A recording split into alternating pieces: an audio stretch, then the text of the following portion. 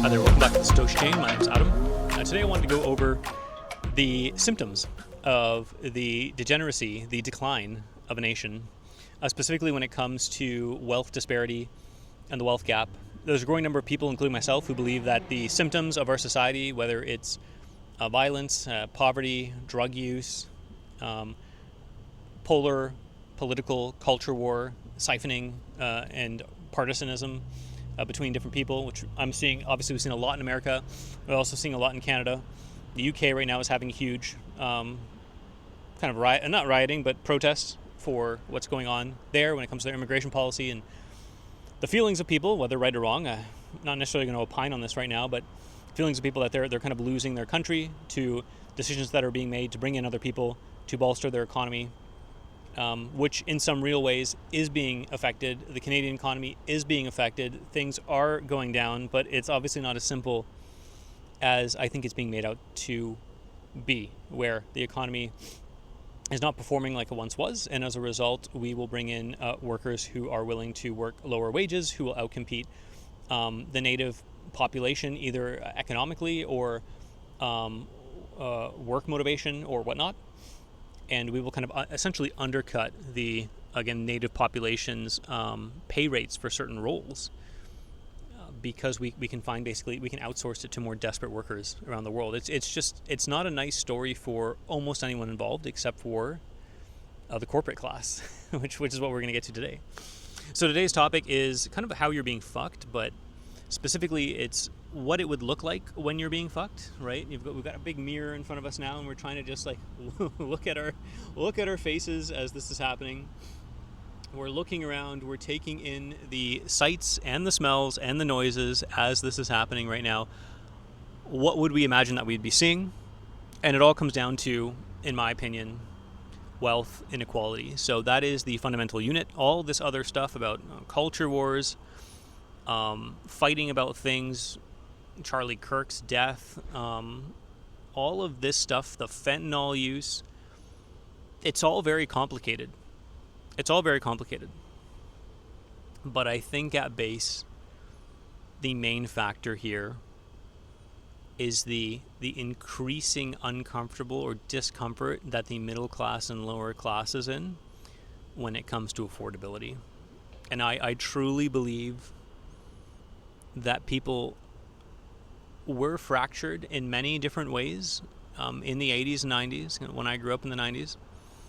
But we didn't see the same distrust of institutions, conspiracy theory level thinking, alternative thoughts, alt-right, alt-left stuff. We didn't see that for the reason that when people have a stake in a game, when they own things and assets in their society, when they're able to find a job, they are pissed. They don't agree with their neighbor, but they're not going to burn everything down. And their sole focus isn't on this kind of conceptual, intellectual, philosophical, and cultural stuff. It's their main focus is on performing their task, paying off their mortgage, raising their kids, and they get to reflect and sit back at the end of the day and say, you know what? It's not all that bad. I want to say again, a lot of boomers aren't prepared for the retirement crunch at this point in time. Social Security is being attacked. There's a lot of people who lived through this time periods and have only seen things get worse, right? But there are a number of people, maybe the majority of people from the baby boomer generation and the Gen X generation who are kind of like able to make it, and they were able to make things work. And there's a level of kind of satisfaction there, being content that it has been, I believe, uprooted for the millennials, for the Gen Zers. That's something that I'm just keenly aware of. That's what I believe is happening. That's what I believe the facts tell us. This is not to say that everything's down and out. Look, if you're an educated, highly skilled worker, or you've got motivation, you can make more money than most of your baby boomers ever could, right? So it's kind of like a feast or famine scenario now. But you put people in a feast or famine scenario, most people are conservative, most people are traditional in their mind, most people are simple in a way. And I don't mean simple intellectually, I mean simple as in they want to view the world in simpler forms. They want to get done what they need to get done. They don't want to think too hard or read too many books. They don't want to be involved in all of this bullshit, all this crypto bullshit. They just want to live and enjoy their lives, basically. They want to have some kids. They want to have a stable job. They want to produce something that they can believe in, or at least feel like it's valuable, and that's that's the end of the day, right? There's nothing more to it for, I think, what most people want, or what most people would at least be satisfied with. And we're being put in a position right now with this feast or famine mentality to either push really hard and break a whole bunch of norms and do a 10x leverage on our own lives, or we just like kind of fail and fall into irrelevancy. And maybe I'll talk about this in the future, but I believe men in particular, to use the the language of the left, as a man, as a white man, men in particular are suffering from the ills of these consequences in astounding ways, and we're seeing that in the suicide rates of baby boomers, of Gen Xers, and specifically white men in kind of places where there has been economic poverty thrust onto them. If you wanted to see how bad another way of saying this is it's not that necessarily white men have it the worst in a given area in North America or something, although I'm sure you could find one or two places where that might be true in terms of the population is basically wholly white or European descent. But what I mean, if you wanted to look at how bad things have gotten, you would take the gender and class that was kind of traditionally doing the best 40 years ago.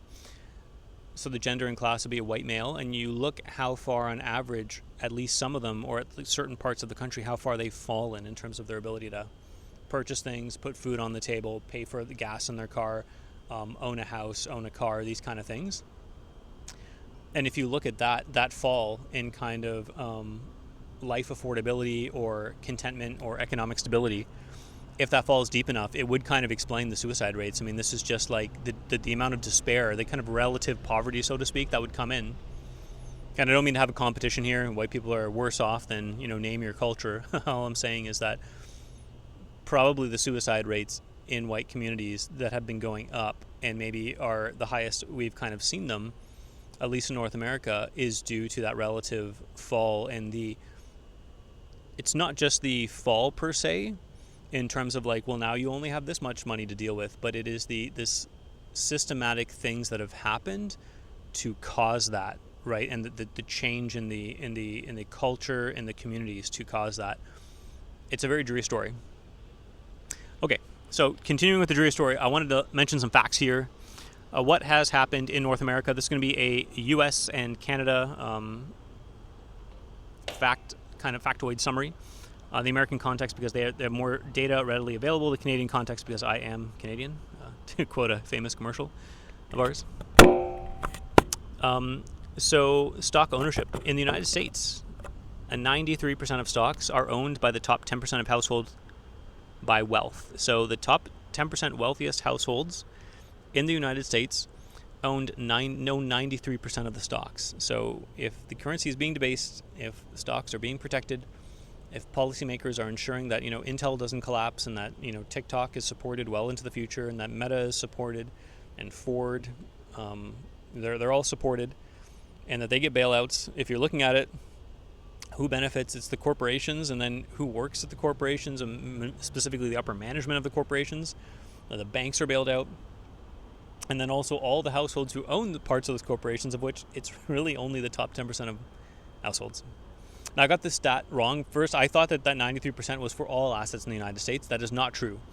So, moving on to total asset wealth, not just stock wealth, but total asset wealth in the United States. The top 10% of households hold around 2/3. That's 67% of total wealth in the United States. So, total wealth, I think, would be like ownership of pensions, ownership of obviously real estate, stocks again. I'm just wondering like what other assets would be kind of included in this, but total bucket of assets that you have, top 10% owns just over 2/3, 67%. So just to put this differently, right, you have 90% of the entire country, which would include the deeply lower class or poverty, below the poverty line, at the poverty line people, just above the poverty line people, low middle class, upper middle class, right? You've got the wealthy class, the upper, like almost like up top, closer to the upper echelons of wealthy, all of those people, other than like basically the ultra rich, like the top 10%, Everyone else, even people who are doing really well off, I imagine even people who are making $500,000 a year, right? All of them are fighting for, essentially, or are owning, or only all of their combined wealth, they're only able to own 33, 32% of the entire wealth in the country. So again, it's a 90% chunk that owns only 1/3.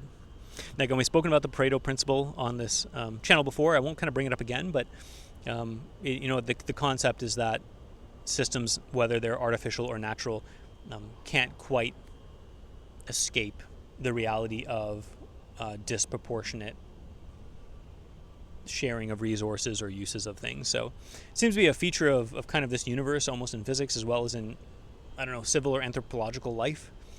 But nonetheless, it is still alarming because it's really skewed, really, really skewed. Okay, average age of first-time homebuyers. This is a Canadian context. 1980s, the year 1980. What was the average age of the average homebuyer in Canada? 30 years old was the average first-time homebuyer in Canada. How did that change in 45 years? It went up to 40. Now, I know that doesn't sound like much, but people are trying to plan for their life, start a family. If they are not going to be involved in stocks and have a nuanced view of investment, which again, most people never will, it's not going to happen. They're focused on their lives. They're focused on food on the table, what's happening on Saturday night. They're not going to read. They're not going to look up stuff. I'm not blaming them. I'm not trying to be condescending. It's fucking difficult and annoying. You don't want to hear your buddy talking about Bitcoin for the 100th time. Like, they're busy. They're busy living their life and trying to get shit done. Homeownership has been a way for them to kind of circumvent learning about this stuff and taking risks and just kind of buying a house. You're delaying that by 10 years. That's not a good thing. And if you're talking about raising families and people having families, if they don't feel like they've got enough job and financial security to be able to comfortably buy a house, never mind just being able to buy a house, hopefully you're comfortably buying a house, which means like you've got extra money coming in. You're easily able to pay off your mortgage. It's not 50% of your income. It's 20, 25, maximum 30. That's the old rule, is maximum 30% of your income. Now rent is very often 50, 60%. Your mortgage, 50%, 60% of your entire income. If you're not comfortably able to buy a house, what the fuck does that do to families, right? I mean, how do people plan for their futures? So the movement from 30 to 40, a huge, but and again, it's just 10 years, Adam, but if you think about it, what if the average age of buying a house was 20 and it moved to 30? That would be huge. Like, what is happening, right? I mean, people used to be able to get out of high school and just kind of own a house. I mean, I'm not saying that's what happened, but with the boomers, I'm not saying that. But what I'm saying is, imagine you had that 10-year movement from 20 to 30. That's huge. You look at 30 to 40 in a human life. I mean, that's the time when people are they're really at their last opportunities to pump out kids, right? I mean, 30 to 40. Hopefully, you've done it when you're in your mid 20s to late 20s. This is kind of natural human biology. Would be anywhere from almost 20 or 22 years old to 27 to 29 years old. That would be the average, I would say, age for people to be childbearing. That's definitely the average. That's definitely the optimal age for women's fertility. And men's fertility is dropping off the face of a cliff, as is their testosterone right now. That's another conversation. But you look at it and you go, okay, well, what does changing household ownership from 30 to 40 do? Like, what does that look like? What's changed in society to cause that? You probably bet your ass that people are going to be having less kids. Whatever has caused 30 to 40 change, it's probably financial insecurity and the cost of living. They're probably not comfortable having kids. If they are, they're almost taking a financial risk at that point. This is how I want to look at this conversation, by the way. It's like, what must have happened in society for this to happen? And a lot of people will say it's culture and the individualism and, this millennials complaining about Gen Alpha and the brain rot generation, where everyone's complaining about everyone. I think most of this is all bullshit. And I think at the end of the day, when we look at the economic realities of the cards that people are dealt, you look across the world in different contexts, you see in different cultures, Japan, they're not having children. Italy, they're not having children. South Korea, they're not having children. Are you saying this is a cultural thing? These people live entirely different lives. Have you left your country and lived somewhere? I have. I think a lot of people have, but a lot of people haven't. Things are very different around the world. Then you're not even talking about it being a cultural thing necessarily. You're talking about it being almost like a generational thing. Well, these young people, it doesn't matter where you are in the world, these young people don't want to do this, they don't want to do that. It just becomes a much harder argument when you actually, pull your head out of your ass here. Sure, it could be culture is what I'm saying, but you have to explain culture across most of the fucking planet. And when it starts correlating, when the cultural argument, when the symptoms of the disease, which you are diagnosing as culture, you're saying it's a cultural thing that these young people aren't buying a house. It's a cultural thing that they want to go out and buy Starbucks. It's a cultural thing that they're not having children. When you want to diagnose it that way, and you go look at which cultures, because there's multiple cultures. Well, it's still culture, Adam. Well, which cultures? You go look at it, it's all the developed countries. All the developed countries, high education, high income earners, high household debt. All the developed countries where they're having less children, right?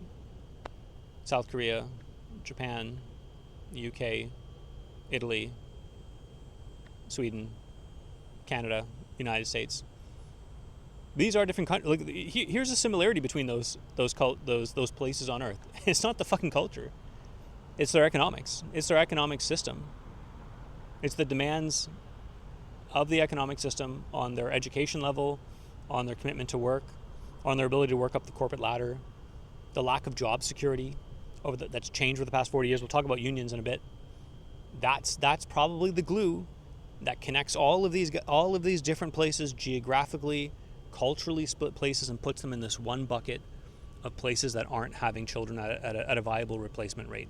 And the replacement rate would be 2.1 children per a couple. So that would be the average replacement rate, because of course, unfortunately, not all children make it and live their full lives. So 2 children for a couple would actually technically not be a full replacement rate, but at 2.1 children per couple, obviously I don't mean that you're having a little baby child. I mean, it means that for every whatever, like 100 households or 10 households, whatever it is, there's one that's having 3 children instead of 2. There's one that's having 1 children, but then there's some households that are having 4 or even 5 children, and that's how you would get to that 2.1, something like that. And there's some households that are having 0 children. That's how you get to that 2.1. Italy's at like 1.3, and South Korea's at 1.3 or 1.2, and Japan's at 1.4. I mean, these are insanely low numbers, and you roll that out over a few generations, and you've got an absolute collapse in the labor market, the consumer market. It's just devastation, right? Okay, that's first-time homeowners. So first-time homeownership in Canada, around 40 years old now. An absolutely devastating fact when it comes to a vibrant, comfortable, economy or culture. How if this represents how people are feeling about their job security and their ability to be competent parents to protect their children and raise them and afford them a decent bare minimum of things, this is a shocking statistic that we should all be appalled at. Average CEO pay. So we're flipping to the American context here. America, 1980s. Okay, so can we take a guess? So this is across sectors. This is an average number for across sectors, right? So telecommunication sectors, energy sectors, retail, manufacturing sectors, right? Auto sector. Across all these sectors, what is the average discrepancy or difference between CEO pay within that sector and average worker pay within that sector, right? So CEO would be like probably the top earner, basically, of a company within a sector. And then the average worker pay is everyone all the way down the line, right? So all the way down. What is the average pay? So that is somewhere between 31 to 1 or 36 to 1 in the 1980s, which I think is pretty reasonable. It's a lot of money, a lot more money than your average worker. You're earning 36x what your average worker is as a CEO. But I think it's reasonable. I'm not trying to say like let's eat the rich, right? I mean, I think that disparity can make sense, right? 2024, 2025, what is the number now? So across all sectors, so we're looking at CEO pay. So the average of all the CEO pay and what that looks like relative to all those sectors, the average worker at those companies in those sectors. How has that changed? It's above 250. It's between 250 and 300 to 1. So the average here I've got is 280. It's about a 285x, 285 times more money being earned by the CEO than the average worker. And again, this is a beautiful statistic because there's no absolute numbers here, right? And with absolute numbers, you've got to account for inflation rate, the debasement of the currency. No, this is just a raw relative number Income of your average worker, income of your CEO. What was that? You fast forward 45 years, what does that look like? This would fucking explain, by the way, why over the past 45 years the wealth disparity has become massive to the point where now, again, household top 10% owns 67% of entire wealth, all assets in the United States, and the top 10% of assets own 93% of the stocks. All right, things have gotten out of hand. It's pretty crazy. And so if you went from 31 to 1, so 31 to 1, so the lower end of CEO pay in the 1980s, you went with that statistic, 31 to 1, and you bumped it up to 285 to 1. You bumped it all the way up. That's roughly an 819% increase in 45 years. So if you're in a job, have your pay gone up 819%? I bet it hasn't. Over the past 45 years. Maybe it's doubled, maybe it's tripled.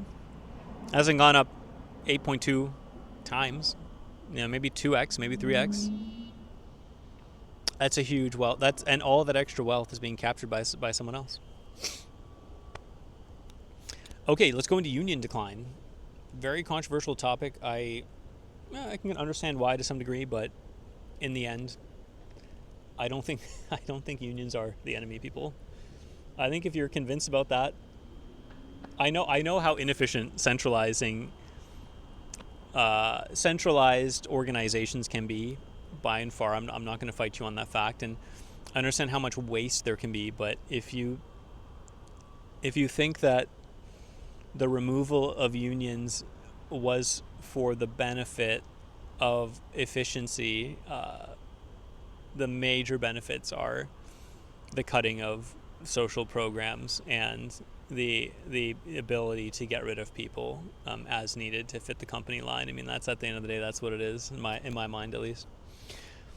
Okay, so 1983. Sorry, I don't know why I have that number as opposed to 1980 on the dot, but the union membership rate was about 20%. I believe we are talking about America. So America is worse in this regard, no shocker there, in terms of union decline. Union membership, 21%, but by 2024, it had fallen to a 9.10%. So we're down by more than 50% union membership. You take that as well. I mean, I can explain, but again, I think the main thing about unions is that it provides some level of security. You're not going to be outsourced, as we're seeing with the tech companies right now. The H-1B visas are in the news right now because Trump is talking about that. When you have unions, you are going to have a level of protection. You're going to have a level of job security. You're going to have a level of hopefully pay raise or pay rise, depending on if you're from the UK. And that's going to really be helpful for you to plan your life and to be able to afford things as the currency is being debased underneath you and all the assets are going up. And if you don't have that union protection, well, you are kind of fucked, because I don't think there's anyone else really fighting in your corner. Again, I understand that these things can promote inefficiency and stagnation. And there's different countries that have higher unions, and in Europe, and I'm not necessarily saying things are great for those unions, but if you just care about people and people's ability to make their way in the world and be content and lower their suicide rates and have children, it's going to be rough. It's going to be rough if you don't have any, or you have like dwindling security and job security, health benefits, the gamut. That's the point I'm making. Household debt relative to GDP. Okay, so for gross domestic product, how much has household debt changed? Household debt, this is a U.S. statistic, household debt relative to GDP has more than doubled since the 1980s, increasing from around 50%. So relative to the GDP of the nation, how much debt is there? Household debt, 50% of the entire productivity of a nation is held in household debt. That is now 100 to 105% in 2025. The way I would read the statistic is that with GDP, you're kind of factoring in the consumption of products in your country, the manufacturing things, the exports, the imports. That's what I believe GDP is measuring, like the total economic activity of the entire country. And so when you've got the entire activity of the country at snapshot A, let's say in the 1980s, and then you move forward 45 years, if you were seeing that the average person has gone from has basically doubled, like the household wealth has doubled. The household debt has doubled. If only the wealth had doubled without the debt. The household debt has doubled. So that this is a relative figure again, because we're not talking about absolute terms. We're talking about from 50% to 100 to 105%. It means that in order for people to be living the lives that they want to live, and maybe they're eating too much avocado toast in your mind, and that's why, but I guarantee you that's not happening for the majority of people. They're simply trying to live their lives and enjoy a few things, and a Netflix subscription, Amazon subscription. Maybe they shouldn't be ordering from Uber Eats. They should just drive to the place or walk there. But some of us don't have cars because we can't afford them, or we choose not to, including myself. I know how to drive, but I don't have a car. If you look at that, it's all relative. Going up by 50% is not a good thing. I don't think most people are actively wanting debt. I would say in a more nuanced way that debt is no longer the enemy, because central banking has artificially made it somewhat, I wouldn't say virtuous, but they've incentivized us to go into debt, because if you don't go into debt, you're trying to get the asset you could have bought today 10 years down the line when it's gone up way too much. And so you might as well have taken on debt, paid the interest on that debt, accrued the value of the asset rising, and then sell the asset, which is what people have been doing with the housing. And no market goes up forever, so it's finally popping, and it's rough, because that's really the only game that a lot of people knew how to play. Once again, household debt relative to GDP going up massively is a shocker. Not a good thing, not a healthy thing in the society overall. But not necessarily unknown as well. If you've devalued your currency and incentivized debt, you will see those household debts going up. Okay, I just want to have a conversation about that. I think there's a lot to say more about this, but all I can do is state the facts. This was kind of more of a fact-stating video. I opined a bit about social welfare, about different countries and their situation, about obviously unions. I know that there's some controversial stuff in here. I know that specifically conservative-leaning people will hate some of the things that I'm saying, but irrespective of what you draw out of this, the facts are the facts, more or less. You can go. I'd recommend you go research them, whether you look up Government of Canada or Government of America direct statistics facts like StatsCan, or you go to Pew Research polls or whatnot. I think these facts are pretty solid. I will put them on the screen, or hopefully I have been putting them on the screen. And it's for you to decide what type of world you live in. I know from a Bitcoiner's perspective, I believe all of these things are happening, and it's causing the great ills in our society right now, and I don't see any way out, so I totally anticipate those ills getting worse. I think most people do anticipate them getting worse, but again, the fundamental cause of it, I think most people have got it all wrong. It's a cultural change in the music. There's more boobs and ass, and there's tits and ass in the music now, and that's what's causing it. I understand why they think that way, but overall I think it's ridiculous, especially when you are failing to factor in the socioeconomic changes that have happened over the past 45 years, the debasement of the currency. I mean, let's factor that shit in first and control for that stuff, and then we can talk about the culture, right? We can talk about how mental health is getting worse because of the diet of people, and specifically about their computer use. I'm down for those conversations. I can see how it's related. But you have to, for God's sakes, you've got to control for the changing in economic realities right now that everyone's facing. I see too many people ignoring the raw facts of the matter about the economy, and they are opining on gender, and they're opining on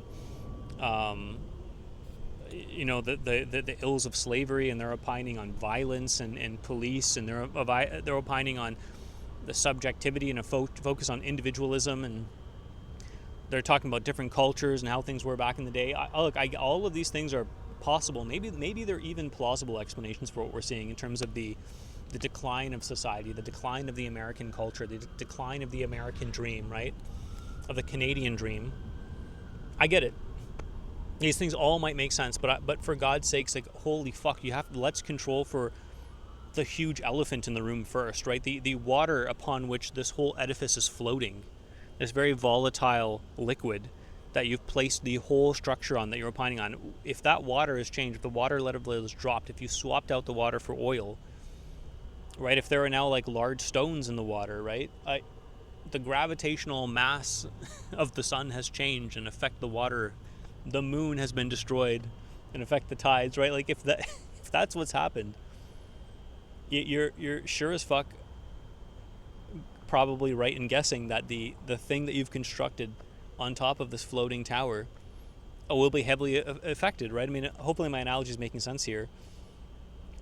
The liquid stuff that all of our cultural ills are floating in, the stuff that they're floating atop of, is the economy. And to not account for massive changes in the economy, and we're starting to talk about it because everyone can see that AI is going to change it. But before AI, we had a whole bunch of changes that have led us already to here. AI is only going to accelerate it. All you're pontificating about AI right now, you should have been also doing for the past 45 years, before AI was even a thing. The economy's changed. AI is threatening to change it again. Who knows if it'll happen or not? I'm just saying, like, that's struck a chord with a lot of people. We should have been talking about this from the start. We're talking about it now. It's more relevant than ever. How has the economy changed, and how has people's life prospects and their ability to afford things, to have job security, to plan, to save up money, to invest, how has that changed? Because it looks to me like it's changed a lot for the worse. It's coincided with a lot of things, like I know smartphone use and drug use and legalization of cannabis, but to blame all the things we're seeing on every other factor but the economy is astounding. And I think it's the very first place people need to explain. I think it's the very first place that they need to highlight. And if they would like to make an argument that it's culture, it's the young people, it's this generation is irresponsible, they've got ADHD, right, and they're neurodivergent, whatever it is. And again, I'm not saying those things are false. Those things could be, I believe some of those things are definitely having a massive impact. But I'm saying, how the fuck would you know if you haven't controlled for the elephant variable in the room, right? And it's just ridiculous at this point. And I've lost my patience talking to a lot of people about this shit. I don't know what else there is to say. They're so focused on the culture wars and fuck these women and feminism. I mean, it's just like, again, this is not me agreeing with feminism. This is not me being a soy boy necessarily. I'm sure I am, but it's like, we're not talking about the massive thing, and I can't help but feel like it is conspiratorial to some extent. I can put on my tinfoil hat here and say that I just scratch my head and go, wow, like isn't it fantastic for the corporate class, for the 0.1%, the 1%, and the top 10% in my country and in America? Isn't it beautiful that as the wealth gap has continued to grow and created desperate situations, instead of having people focus on that narrative, instead of having them focus on that, they have somehow magically become obsessed with these other culture war issues?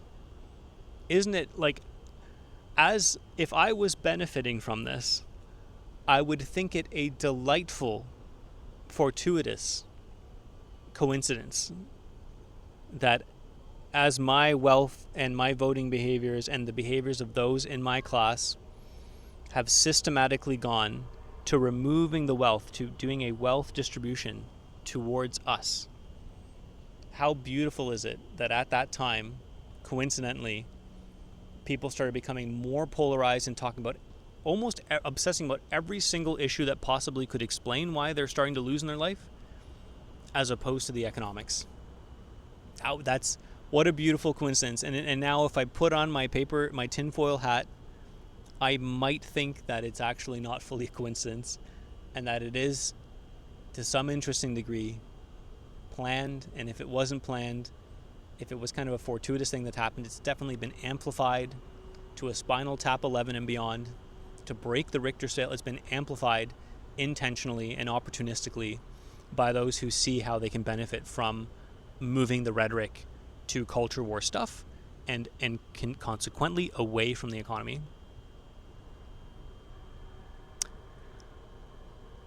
Anyways, got that off my chest. If you stayed with me this whole time, I mean, you're God. I don't know how you did it, how you managed it, but thanks for taking this journey with me. Look up these facts. I will come back with another video hopefully soon. This is Adam from the Satoshi Chain. Take care. Bye.